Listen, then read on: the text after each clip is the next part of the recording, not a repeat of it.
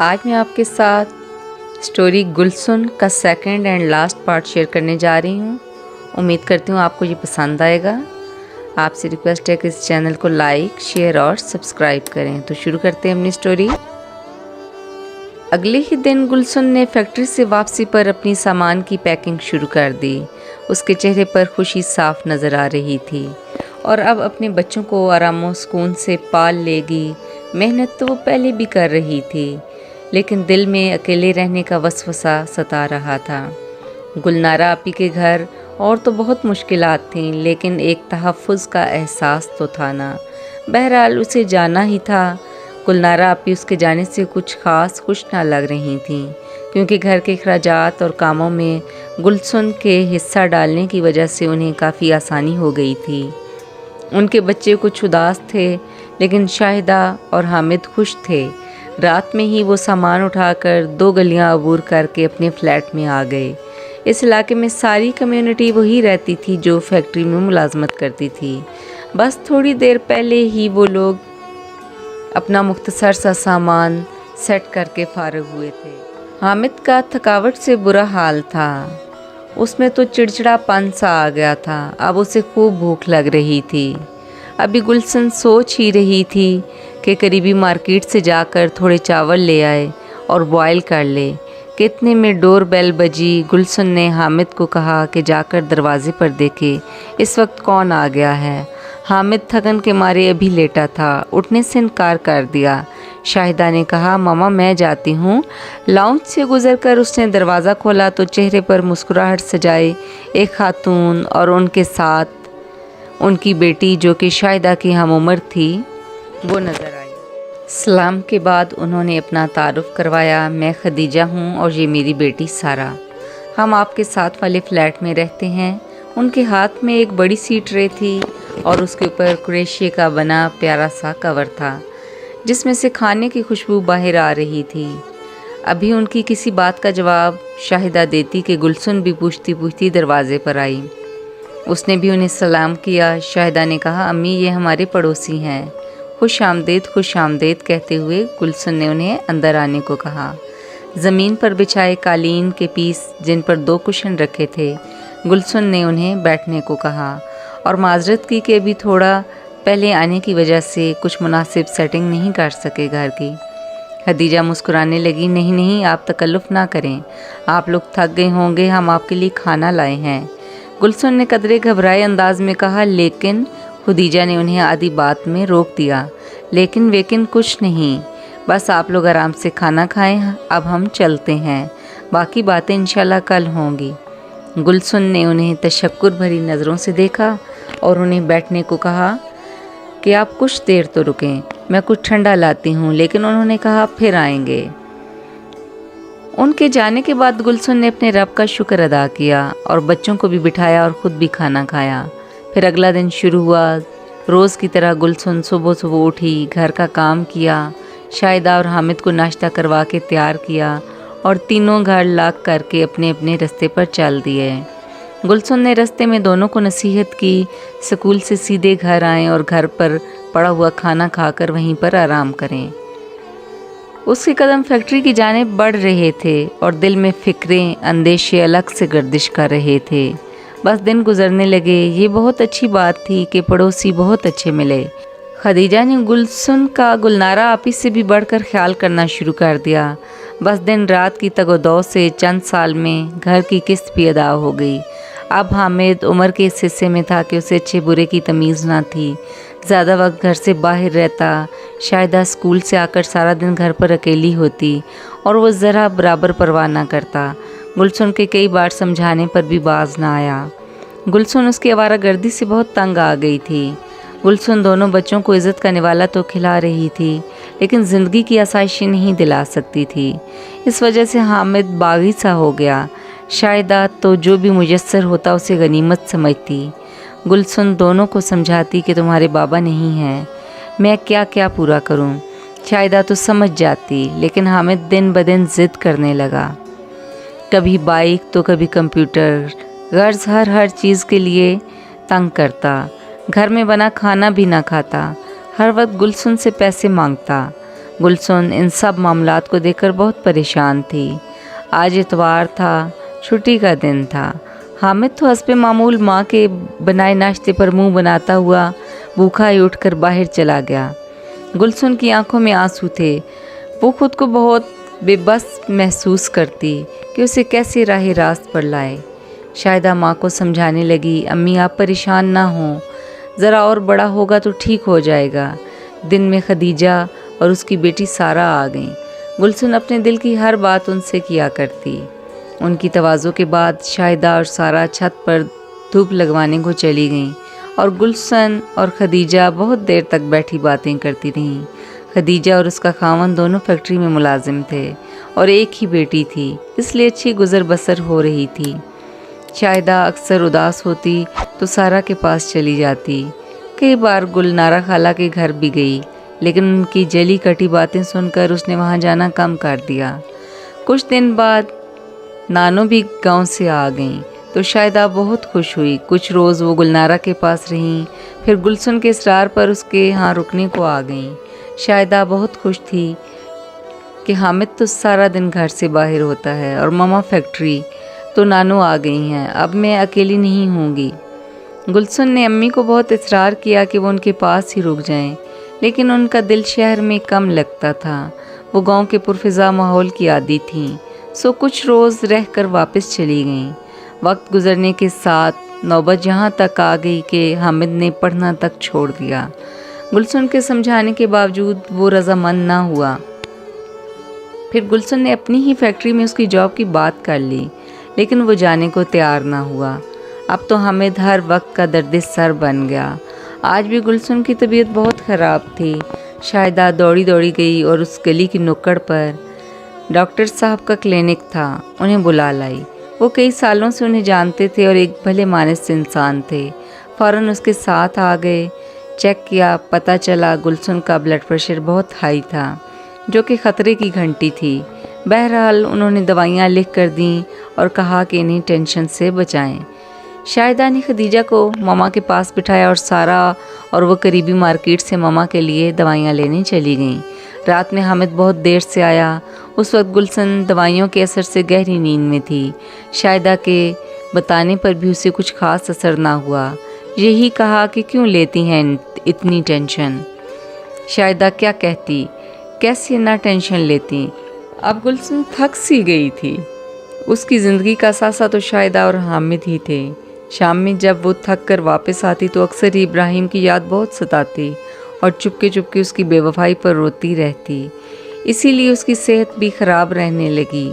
एक रोज़ खिलाफ़े मामूल गुलनारा आपी शाम में घर पर आ गईं। गुलशन ने उन्हें खाना खाने को कहा। उन्होंने कहा, मैं खाना खा कर आई हूँ, ज़रूरी काम से आई हूँ। गुलशन ने कहा, कहें आपी खैरियत तो है ना? जवाब में गुलनारा आपी ने कहा, इब्राहिम आया है, मेरे घर पर है। ये सुनकर गुलशन के दिल की धड़कन इतनी तेज़ हो गई कि खुद को संभालना मुश्किल हो गया और वो दम बखुद सी होकर वहीं बैठ गई। इससे पहले कि वो कुछ कहती, वो यहाँ क्यों आया है, इतने वर्ष कहाँ था, उसे हमारी याद नहीं आई कभी। ये सब सवाल उसके दिल और दिमाग में तो घूम रहे थे, लेकिन ज़बान पर नहीं आए थे। लेकिन वो एकदम डर सी गई कि अब बच्चों को क्या बताए कि वो बाप जो उनकी नज़रों में कई वर्ष पहले मर चुका था, वो कैसे वापस आ सकता है। बहरहाल ऐसा तो करना ही था। जैसे तैसे हिम्मत इकट्ठी करके हामिद और शाहिदा को हकीकत बता दी। वो दोनों मिलने के लिए बेताब हो गए। वो तो यही समझ रहे थे कि शायद अब हमारी ज़िंदगी बदल जाएगी, बाबा हमारे साथ रहेंगे, अब हम भी सब बच्चों की तरह अपने बाबा के साथ घूमने जाएंगे। वो तो सिर्फ उन्हें मिलने आया था। गुलनारा उन्हें अपने साथ अपने घर ले आई। शाहिदा ने कहा, मामा आप भी चलें। लेकिन गुलशन जानती थी कि वो शख्स अब वो इब्राहिम नहीं रहा जो उसका था। सो उसने जाने से इनकार कर दिया। बरसों लगाकर भी वो खुद को इस शख्स की दी हुई बेवफाई के ज़ख्म को भर ना सकी थी। अब फिर वही ज़ख्म ताज़ा नहीं करना चाहती थी। सो इसी तड़प को अपने अंदर ही रखा और बच्चों को मिलने के लिए भेज दिया। सर्दी की रातें थीं। ठिठरते ठिठरते वो दोनों गुलनारा के साथ उसके घर की तरफ चल दिए, दिल में खुशी और उम्मीद की किरण लिए हुए। وہاں جانے پر شاہدہ نے یہ محسوس کیا کہ جس محبت سے وہ حامد کو ملے اتنی گرم جوشی سے شاہدہ سے ملنے میں نظر نہ آئی۔ انہوں نے حامد کو بتایا کہ بیٹا تمہارے 2 بھائی اور بھی ہیں۔ تھوڑی دیر ملنے کے بعد انہوں نے کہا میں اب واپس چلتا ہوں، اس شہر کام سے آیا تھا، سوچا تم لوگوں سے ملتا جاؤں۔ حامد نے کہا بابا آپ ہمارے ساتھ رہیں نا، آپ واپس نہ جائیں۔ وہ دوبارہ آنے کا وعدہ کر کے وہاں سے چلا گیا۔ دونوں بہن بھائی اس انجانی شخص سے بقول اس کے کہ وہ ان کا باپ ہے اس سے بچھڑنا نہیں چاہ رہے تھے، لیکن اس نے خود ہی صاف صاف بتا دیا تھا کہ وہ لوٹ جانے کے لیے ہی آیا تھا۔ بس وہ تو مل کر چلا گیا، بچوں کو زندگی کے بھنور میں بے چین چھوڑ گیا۔ اب دونوں ہی اکثر گلشن سے سوال کرتے کہ وہ ہمارے پاس کیوں نہیں آتے، کیوں نہیں رہتے، جس کا جواب گلشن کے پاس نہ ہوتا۔ گلشن سے بچوں کی یہ حالت اور بے چینی دیکھی نہیں جاتی تھی۔ شاہدہ نے اب کالج جانا شروع کر دیا تھا، وہ بھی گم سم سی رہنے لگی تھی۔ وہ 2 دن اور 2 راتیں گلشن کے لیے عذاب کی طرح تھیں۔ آپ دونوں ہی اکثر گلشن سے سوال کرتے کہ وہ ہمارے پاس کیوں نہیں آتے، کیوں نہیں رہتے، جس کا گلشن کے پاس کوئی جواب نہ ہوتا۔ گلشن سے بچوں کی یہ حالت اور بے چینی دیکھی نہ جاتی۔ شاہدہ نے اب کالج جانا شروع کر دیا، وہ بھی گم سم سی رہنے لگی۔ ایک روز حامد اپنے دوستوں کے ساتھ نکلا اور 2 روز تک گھر واپس نہ آیا۔ وہ 2 دن اور 2 راتیں گلشن کے لیے عذاب کی طرح تھیں۔ ہزاروں وسوسے دل میں آئے، اس کی حالت غیر ہوتی جا رہی تھی۔ وہ بیٹے کو کھونا نہیں چاہتی تھی، کرتی بھی تو کیا، کس سے پوچھتی۔ آخر 2 دن بعد رات میں حامد گھر واپس آ گیا۔ جو ہی بیل بجی، شاہدہ اور گلشن دونوں بے چینی سے دروازے کی طرف دوڑیں۔ حامد اندر داخل ہوا، اسے اس بات کا کوئی احساس تک نہ تھا کہ ماں نے کتنا ڈھونڈا ہوگا۔ گلشن نے غصے میں آ کر ہاتھ اٹھا لیا۔ اس کا نتیجہ یہ ہوا کہ اس نے اپنا سامان پیک کیا اور روتی پیٹتی گلشن اور شاہدہ کو چھوڑ کر گھر سے ہمیشہ کے لیے بابا کے پاس جانے کا کہہ کر نکل گیا۔ گلشن اس کے جاتے ہی زمین پر گر کر بے ہوش ہو گئی۔ شاہدہ بوکھلائی ہوئی خدیجہ خالہ کے دروازے پر دستک دے رہی تھی، وہ دوڑی دوڑی ساتھ ہی چلی آئیں۔ اس رات گلشن کا بلڈ پریشر پھر سے بہت ہائی ہو گیا اور وہ مرتے مرتے بچی۔ اگلی شام گلنارہ آپا نے آ کر بتایا کہ ابراہیم کا فون آیا تھا، جس نے اتنا ہی کہا کہ حامد میرے پاس آ گیا ہے، اس کی ماں کو بتا دینا، اب وہ یہیں رہے گا۔ گلشن کا یہ سننا تھا کہ وہ پرندے کی طرح پھڑپھڑاتی رہی۔ وہ کب رہ سکتی تھی حامد کے بغیر، اور وہ بھی کوسوں دور چلا گیا تھا۔ کتنی محنت کی تھی اس نے اسے پالنے میں، نہ دن دیکھا نہ رات، تھکتی ہی رہی اور اب خالی ہاتھ ہو گئی۔ اس بات کو 6 ماہ گزر گئے۔ گلشن نے کئی فون کیے، بہت منت سماجت کی، لیکن حامد کو واپس آنا تھا، نہ آیا۔ اب شاہدہ کو کالج سے کچھ چھٹیاں ہوئیں تو کئی سال بعد گلشن ماں بابا کی طرف گاؤں جانے کا سوچ رہی تھی۔ یہ بھی ایک طویل سفر تھا، لیکن وہ خود بھی حامد کی وجہ سے بہت پریشان تھی اور کچھ شاہدہ کی خوشی کے لیے چل پڑی۔ 1 ماہ گاؤں میں گزارا۔ شاہدہ کو وہاں جا کر بہت اچھا لگا۔ بہت سال بعد وہ وہاں آئی تھی۔ وہاں سب سے مل کر گلشن کا دھیان بھی کچھ بڑھ گیا۔ ماں نے گلشن کو سمجھایا، اب حامد جوان بچہ ہے، اس کے لیے پریشان مت ہو، باپ کے پاس ہی گیا ہے، دل مت جلاؤ۔ لیکن وہ کیسے بتاتی کہ وہ تو ماں تھی، کیسے اس کے بغیر رہ سکتی تھی، اور جس طرح وہ اس کے بغیر رہ رہی تھی یہ اسے ہی پتا تھا۔ وہ زندگی کے اس کٹھن سفر میں جہاں ہر قدم پر پتھر ہی پتھر نظر آتے تھے، ان پر چلتے چلتے تھک گئی تھی۔ 1 ماہ بعد وہ واپس آ گئی۔ گھر میں اس کا دل نہ لگتا، ہر پل حامد کی یاد ستاتی۔ پتہ نہیں کہاں کمی رہ گئی تھی، وہ خود بھی سمجھ نہ پائی تھی، لیکن اس درد کے ساتھ ہی جی رہی تھی۔ یہی اسے پتا تھا کہ اب اسے اس کے ساتھ ہی جینا ہے۔ آج کل فیکٹری میں کام بہت زیادہ تھا۔ آج وہ شاہدہ کو بتا کر گئی تھی کہ میں رات میں ذرا دیر سے آؤں گی، تم سارا کو بلا لینا۔ یہ سمجھاتی وہ فیکٹری چلی گئی۔ شام ہو گئی، گھنے بادل آ گئے، بادلوں کی کڑک اور بجلی کی چمک شروع ہو گئی جو دل دہلا رہی تھی۔ اس سے پہلے کہ بارش زور و شور سے ہوتی، شاہدہ نے اپنا دروازہ کھولا اور ساتھ والا دروازہ بجا کر سارا کو بلانے لگی۔ ڈر کے مارے زور زور سے دروازہ بجا رہی تھی۔ دیکھا تو دروازے پر تو تالا لگا تھا۔ اسے ذہن میں آیا کہ کل سارا نے بتایا تھا وہ لوگ گاؤں جا رہے ہیں۔ یہ بات تو اسے بھول ہی گئی تھی، ورنہ خالہ کی طرف چلی جاتی۔ لیکن یہ بات الگ تھی کہ گلنارہ ان دونوں کو اتنا پسند نہ کرتی تھی، سو بھاگی بھاگی اپنے گھر آ گئی اور دروازہ بند کر کے کھڑکیوں کے آگے پردے ڈالنے لگی تاکہ باہر کے موسم سے بے خبر رہے۔ لیکن گرج اور چمک اتنی زیادہ تھی کہ وہ ڈر کے مارے کانپ رہی تھی اور دعائیں کر رہی تھی کہ امی جلدی واپس آ جائیں۔ ایسا پہلے بھی کئی بار ہو جاتا کہ گلشن کو دیر ہوتی، وہ یا تو سارا کو بلا لیتی یا خود اس کی طرف چلی جاتی، لیکن آج اسے حامد بھائی کی بہت یاد آ رہی تھی۔ وہ کانوں میں انگلیاں ڈالے خوف سے کونے میں بیٹھی تھی۔ ہر طرف طوفانی بارش شروع ہو چکی تھی۔ اتنے میں ڈور بیل بجی تو وہ اور سہم گئی کہ اگر ماما نہ ہوئیں تو۔ ڈرتے ڈرتے ہمت اکٹھی کر کے دروازے تک آئی اور پوچھا کون؟ جواب میں گلشن نے کہا شاہدہ میں ہوں، دروازہ کھولو۔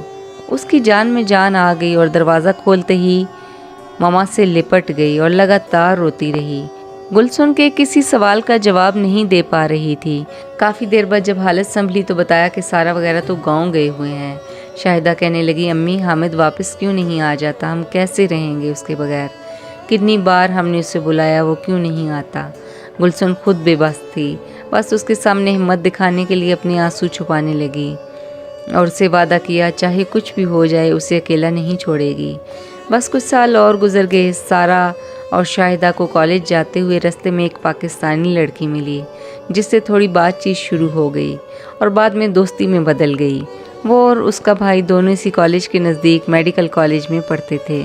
آہستہ آہستہ ان سے جان پہچان بڑھنے لگی اور ایک روز اس پاکستانی لڑکی میرب نے اپنے بھائی کے لیے شاہدہ کو بھابھی بنانے کی خواہش کا اظہار کر دیا، کیونکہ وہ اپنے بھائی ہادی کی آنکھوں میں پسندیدگی کو دیکھ چکی تھی۔ اس بار دونوں پاکستان گئے تو اپنے والدین سے بھی اس خواہش کا اظہار کر دیا اور واپس آ کر میرب اور ہادی نے اس کی امی سے شادی کی بات کی۔ وہ کئی ماہ سے شاہدہ کے گھر آ جا رہے تھے، اس لیے گلشن کافی حد تک انہیں جاننے لگی تھی اور پسند بھی کرنے لگی تھی، اور اس نے شاہدہ کی خوشی کو دیکھ کر محسوس کر لیا تھا کہ وہ بھی ہادی کو پسند کرنے لگی ہے۔ دل میں خدشے بھی بہت تھے کہ اتنے دور کیسے اپنی بیٹی کو بھیج دے، لیکن یہ بھی سچ تھا کہ اگر اس کی آنکھیں آج بند ہو جاتیں تو شاہدہ بھری دنیا میں اکیلی رہ جاتی۔ 2-3 ماہ گزر گئے اس بات کو طے ہوئے۔ ایک روز گلشن کو ہارٹ اٹیک ہو گیا۔ یہ 3 دن اور 3 راتیں سب نے ہاسپٹل میں گزاریں۔ اب گلشن خطرے سے باہر تھی، لیکن اس نے یہ سوچ لیا تھا کہ وہ اپنی زندگی میں شاہدہ کی شادی کر دے گی، سو ماں بابا کو گاؤں سے بلوایا اور سادگی سے شاہدہ اور ہادی کا نکاح کر دیا۔ اب اس بات کو 2 ماہ ہی گزرے تھے کہ دوبارہ گلشن کو ہارٹ اٹیک ہوا اور وہ جاں بر نہ ہو سکی۔ حامد جو ماں کی زندگی میں تو ترساتا ہی رہا، اب ماں کی جنازے کو کندھا دینے کے لیے پہنچ چکا تھا اور پشیمان بھی تھا۔ خود باپ بن چکا تھا تو وہ درد محسوس کر رہا تھا جو اس کی ماں نے اس کی جدائی کا سہا ہوگا۔ کچھ دن رکا، پھر شاہدہ کو ہادی کے سپرد کر کے واپس چلا گیا۔ شاہدہ ہادی اور میرب کی پڑھائی مکمل ہونے تک کرغزستان ہی رہی اور آج جہاز کی نشست پر بیٹھی یہ سوچ رہی تھی کہ وہ ہمیشہ کے لیے یہاں سے جا رہی ہے، اب وہ واپس کبھی یہاں نہیں آ سکتی۔ دل میں ماں کی یاد ٹیس بن کر چبھ رہی تھی۔